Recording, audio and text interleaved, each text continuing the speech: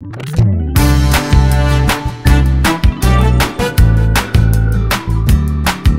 안녕하세요 여러분. 저희는 7월 주제와 함께 돌아왔는데요.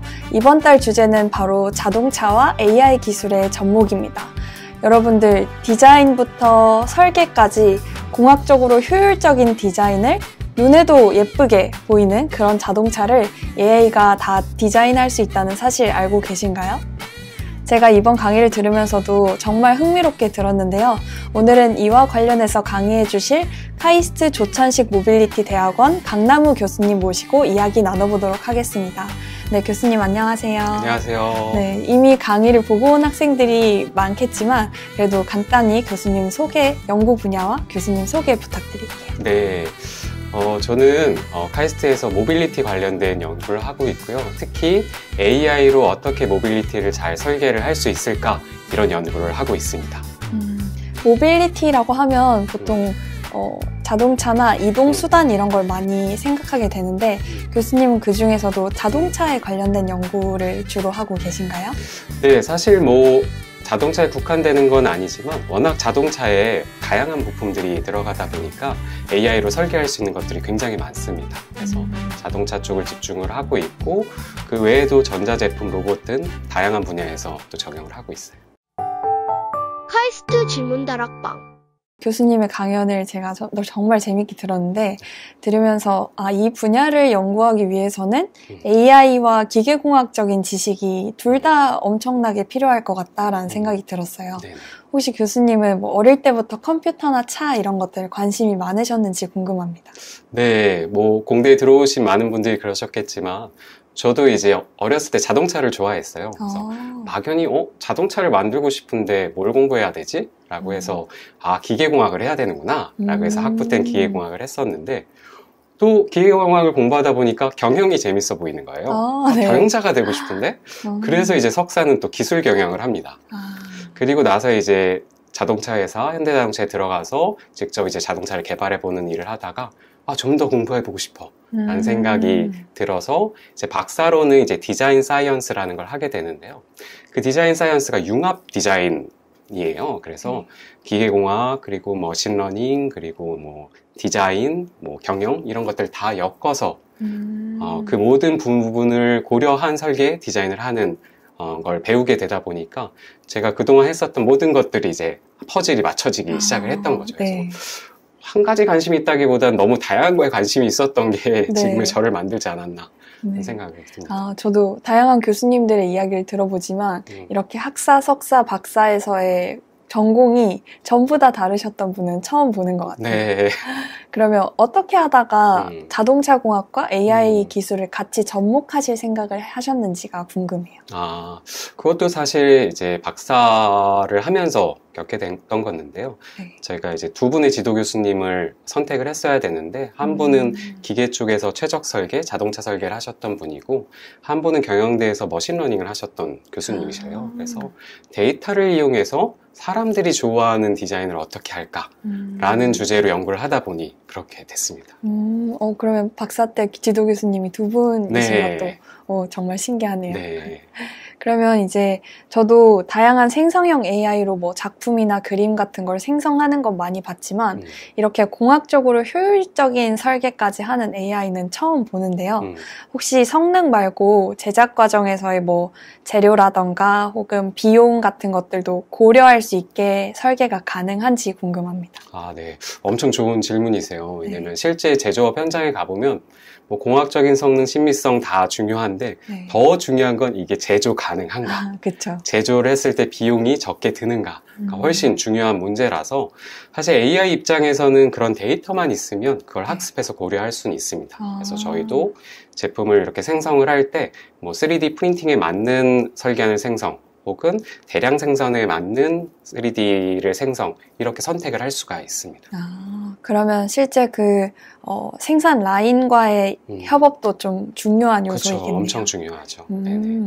그러면 이제 실제 테스트를 제외한 나머지 부분을 전부 AI가 만들 수 있다라는 이야기처럼 들리는데 이러면 아예 사람의 능력을 대신하게 될 날이 머지 않은 것 같아요. 혹시 아직 이 기술의 한계점 같은 것들이 있을까요? 네, 맞습니다. 여러분들 그렇게 잘 되는 것들만 보면 와, 이거 이제 사람이 더 필요 없겠는데 라는 생각이 들기도 하지만 아직 개발해야 될 기술들은 굉장히 많고요. 그리고 AI의 가장 큰 단점이라고 한다면 사람이 정의해준 문제 안에서 그 상자 안에서밖에 생각을 할 수 없다라는 거예요. 상자 밖으로 나가는 건 사람의 역할이고요. 그래서 사실 AI가 스스로 창의적이긴 힘듭니다. 그 결과물이 창의적으로 보일 수는 있겠지만 그건 이미 데이터를 잘 인터폴레이션해서 데이터를 잘 합성해서 만든 결과물에 불과한 거고요. 그래서 결국에는 창의적인 걸 만들려면 사람이 창의적으로 AI를 활용을 하셔야 돼요. 그래서 AI는 도구일 뿐이고요. 그래서 어떤 창의적인 사람이 어떻게 창의적으로 AI를 활용하느냐에 따라 결과의 퀄리티는 많이 달라집니다. 요즘은 제가 AI를 사용하다 보면 진짜 사람보다 훨씬 더 창의적이다라는 생각이 많이 드는데 그것도 어떻게 보면 데이터를 통한 학습으로 인해 그렇게 저희가 보게 되는 거군요. 그렇죠.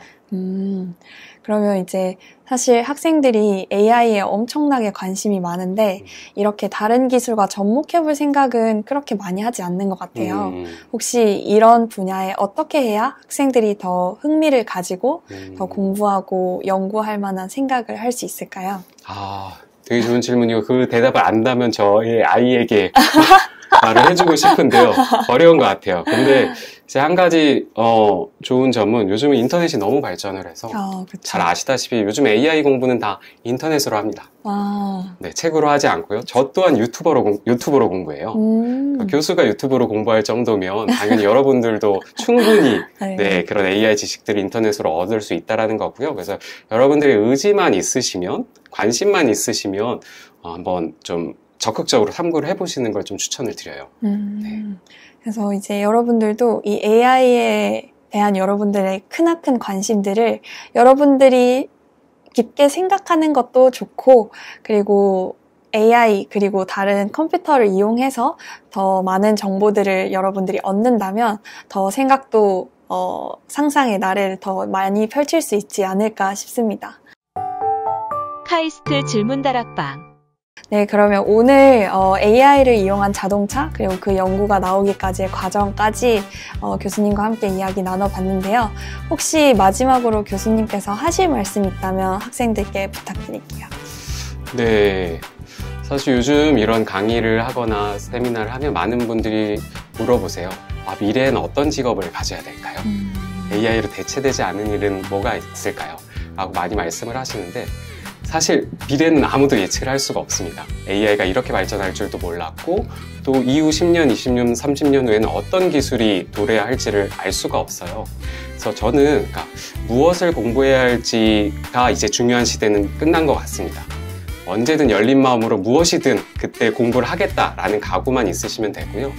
그 다음에 정작 필요한 것들은 리더십과 소통 능력인 것 같아요. 그래서 이미 암기를 통해서 얻을 수 있는 것들은 AI로 많이 도움을 받으실 수 있습니다. 하지만 나와 다른 능력을 가진 사람들과 원활하게 소통을 해서 새로운 것들을 만들어내는 것들은 AI가 할 수 없는 것들이에요. 그래서 여러분들이 공부도 좋은데 친구들이랑 많이 노시고 싸우기도 하시고 하면서 뭔가 문제가 생겼을 때 사람과 사람과의 문제를 좀 해결해보는 그러한 경험들 많이 해보셨으면 좋겠어요. 네, 화이팅입니다. 네. 네, 교수님 말씀처럼 여러분들도 친구들이랑 많이 놀고 대화하면서 그 대화 속에서 여러분들이 생각할 수 있을 만한 그런 부분들을 많이 찾으셨으면 좋겠습니다. 이 강의도 듣고 인터뷰도 들은 여러분들이 이제 다양한 질문을 만들어 볼 텐데요. 질문 다락방 홈페이지에 질문 많이 올려주시고 다른 친구들의 질문에도 아까 교수님 말씀처럼 다양하게 이야기하고 본인의 생각을 던질 수 있는 그런 학생들이 되면 좋겠습니다. 그러면 저희는 다음 영상에서 찾아뵙도록 할게요. 창의적인 질문이 세상을 바꿉니다. 안녕.